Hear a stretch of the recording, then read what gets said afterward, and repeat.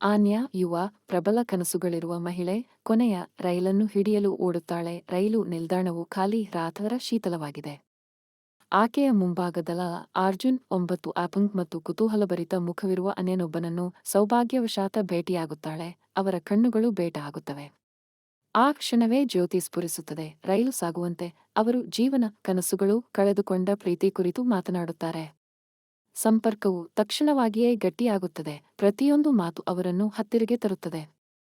ಅರ್ಜುನ್ ಆನ್ಯದ ಮುಖದ ತೊಳಗಿನ ಕೂದಲು ತಟ್ಟುತ್ತಾನೆ. ಆಕೆಯು ಶೀತದಲ್ಲಿ ನಡುಗ.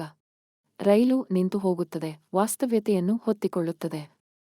ಆನ್ಯ ರೈಲು ನಿಲ್ಲುವ ಬಿಂದಿಗೆ ಮಾಡುತ್ತಾಳೆ. ಅವರು ಸಂಖ್ಯೆಯನ್ನು ಹಂಚಿಕೊಳ್ಳುತ್ತಾರೆ. ಕೈಗಳು ಇನ್ನೂ ಸ್ಪರ್ಶಿಸುತ್ತವೆ. ಆ ರಾತ್ರಿ ಆನ್ಯದ ಮನಸ್ಸಿನಲ್ಲಿ ಅರ್ಜುನ್ ಅವರ ಸ್ಪರ್ಶದ ಉಷ್ಣತೆಯನ್ನು, ಮುದ್ದಿನ ಉರಿಯನ್ನು ತ್ಯಜಿಸಲು ಸಾಧ್ಯವಿಲ್ಲ.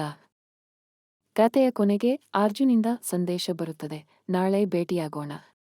ಈ ರೈಲು ಕತೆ ಮಾತ್ರವಾಗದಿರಲಿ,